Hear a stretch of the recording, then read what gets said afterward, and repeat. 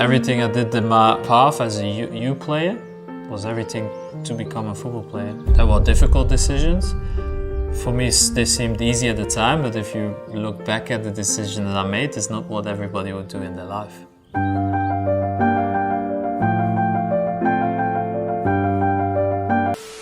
Kevin De Bruyne was born on June 28, 1991 in Drongen, Ghent, Belgium, to Herwig and Anna. Kevin spent the early years of his life travelling through England and Africa due to his mother's background.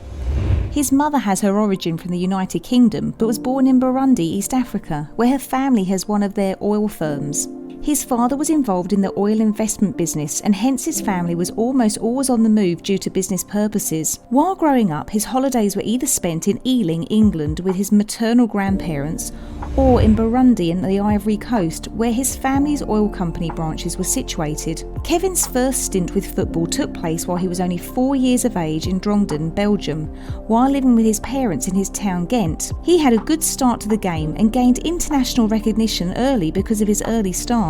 One of the biggest early motivations for Kevin was the fact that Belgian football was in a very pathetic condition when he was growing up. He played for his hometown club KVV Drongen, where his football skills attracted public attention. After 2 years there, he moved to Ghent youth system. De Bruyne's rise can be attributed to hard work and determination.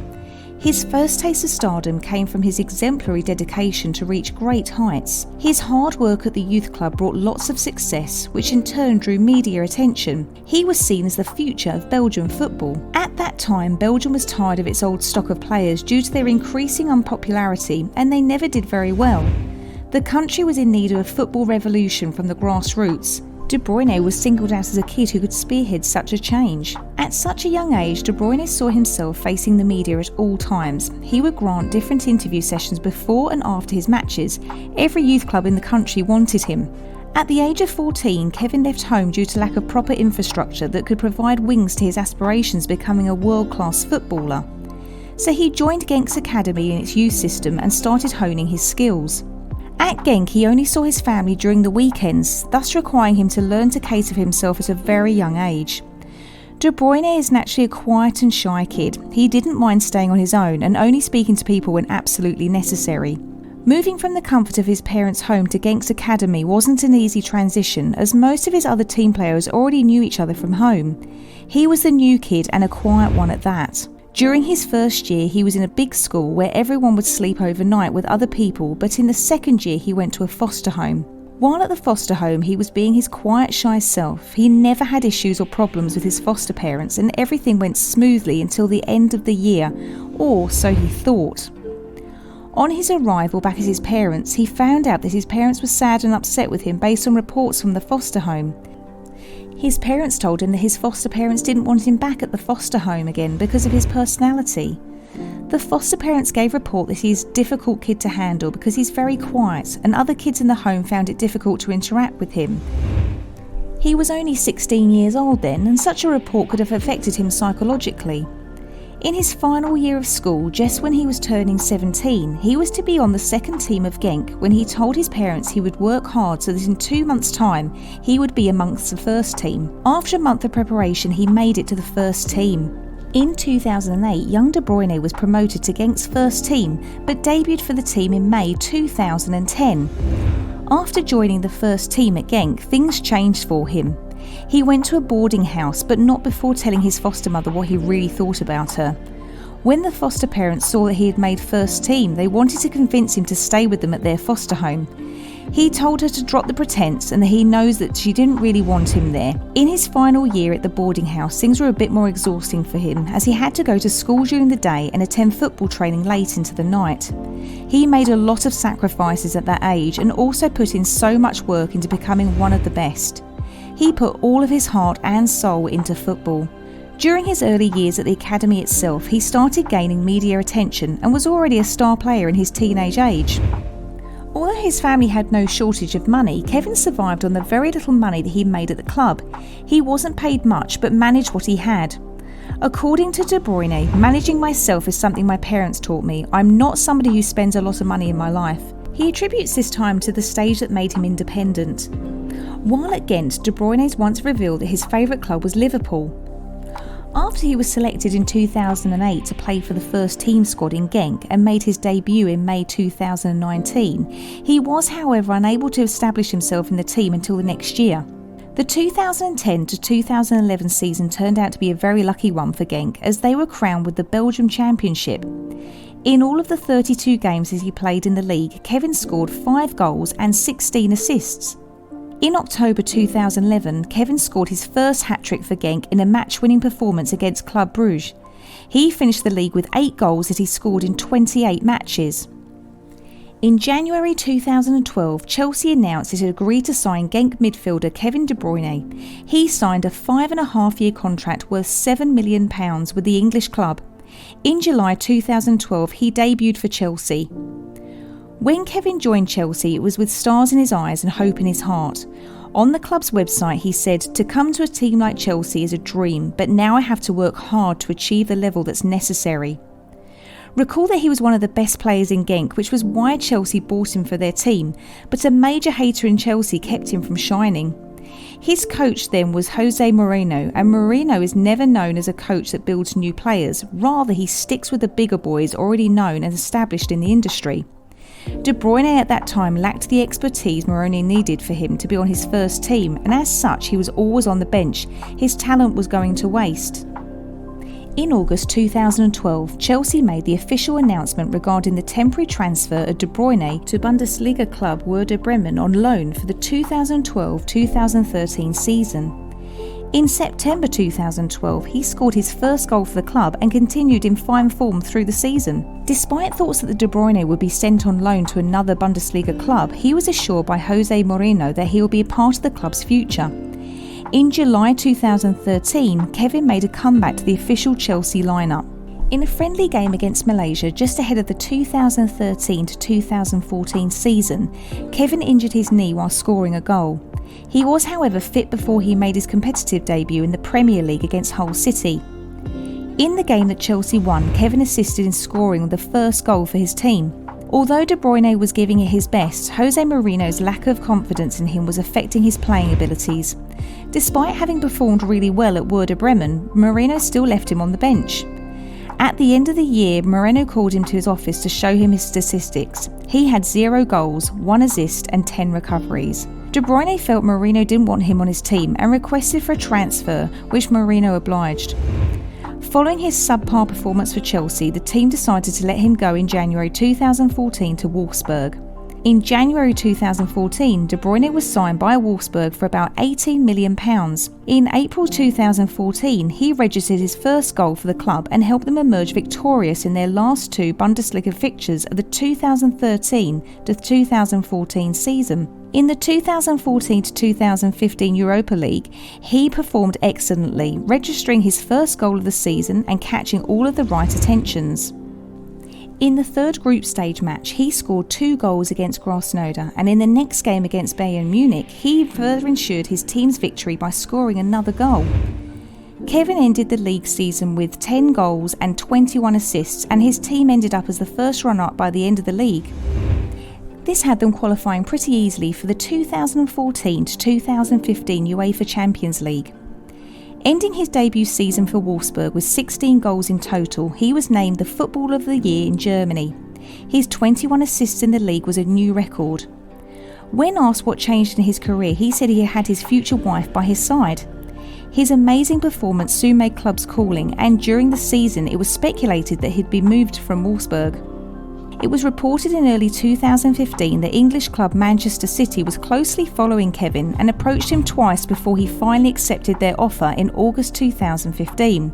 Towards the end of August, official announcements were made by Manchester City that they had acquired Kevin De Bruyne for a 6-year contract. He was purchased for an amount of £55 million, making him the second costliest purchase by any English club.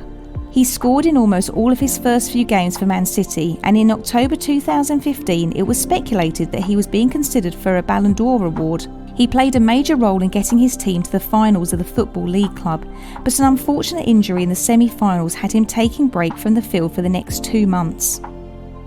In April 2016 he made a comeback right ahead of the UEFA Champions League, and he further scored goals to lead his team to the semi-finals. This was the first time that Manchester City had reached this far in Champions League, but his team's aspirations of winning the league remained unfulfilled. He was named man of the match twice in September 2016 and had a fairly good season. Pep Guardiola's arrival in Man City had a positive impact on De Bruyne. Guardiola had a talk with Kevin where he told him, "You can be easily a top 5 player in the world." The pep talk got De Bruyne hitting the ground running. He went on to help City win the EFL Cup and the Premier League title. De Bruyne recorded 16 assists throughout the 2017 to 2018 season and was thus awarded the first ever EPL Playmaker of the Season award. He's also earned a place in the PFA Team of the Year and also won the Manchester City Player of the Year award. In January 2018, Manchester City announced that they will be keeping him until 2023 as a new contract had been signed. De Bruyne's 2018 to 2019 season was marred by injuries. He had to stay out of action for the first 3 months of the season before sustaining another injury during the semi-final of the Carabao Cup, which left him on the sidelines for 6 weeks. He then went on to claim the first domestic treble in the EPL with Manchester City.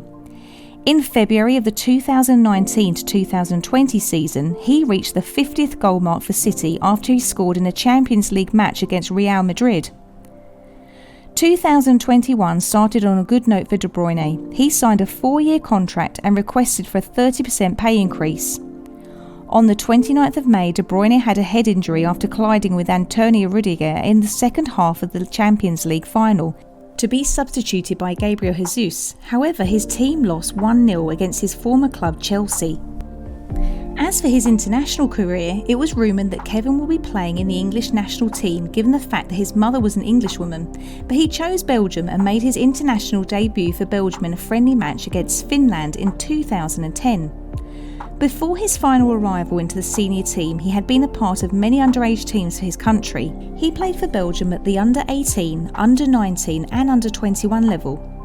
In May 2014, he was announced as one of the very first players to be chosen for the 2014 FIFA World Cup, and in his team's very first match against Algeria, he was named Man of the Match. He was also named in the national squad for UEFA Euro 2016.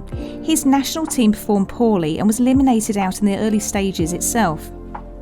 He represented Belgium at the 2018 Euros World Cup, where they defeated England to emerge third.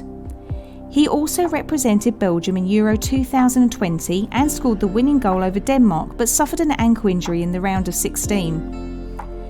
Kevin De Bruyne is married to Michelle Lacroix. The duo started their relationship in 2014 after Michelle liked a tweet he made on his page.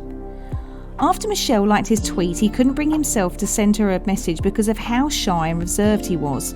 One of his teammates, also his friend, composed the message for him and sent it to Michelle.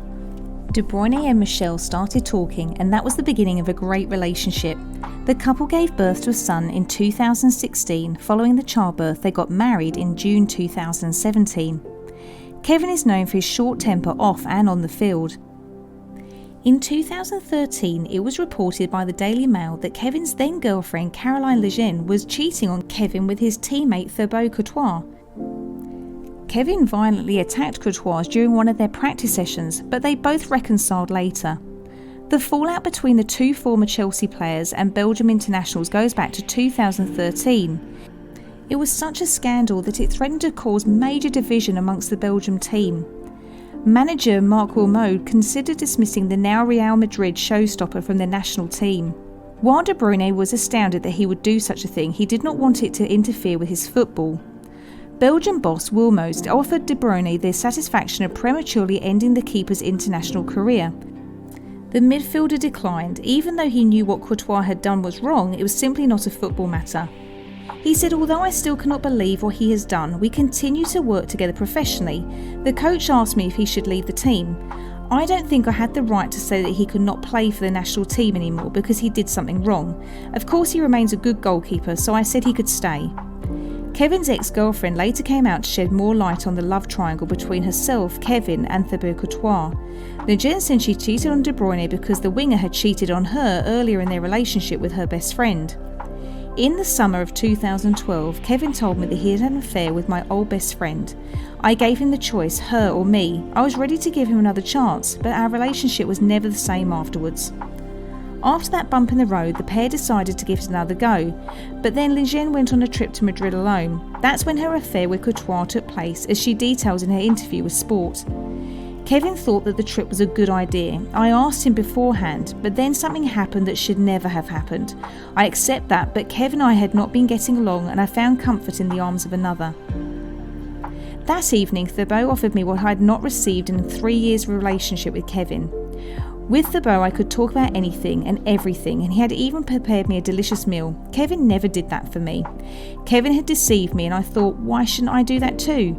I did not say anything for months because I couldn't say anything, as Kevin's parents said they would take legal action if I gave my story. I was under pressure and I could not have any contact with Kevin. I respected everything, but in his book, Keep It Simple, Kevin wrote a passage about my affair with Thibaut, so I decided to remain silent no longer. Kevin travelled extensively when he was a kid, and his love for learning new languages made him fluent in French, Dutch, English and German. De Bruyne's skills on the field make him one of the world's deadliest midfielders. He might have been unloved, unfavoured and shown no respect at Chelsea, but he didn't let that stop him believing in himself. As of today, he doesn't need to talk, his performance on the field speaks for him. That's all we have for you today. If you enjoyed watching the video, go ahead and demolish that like button. And also tell me in the comments section what subjects or issues in the world you would want to see us make videos about. Finally, don't forget to smash the red subscribe button and hit the notification button so that you'll get notified when we drop a video on the topic that you requested. With all that said, I'll see you in the next video. Let's go!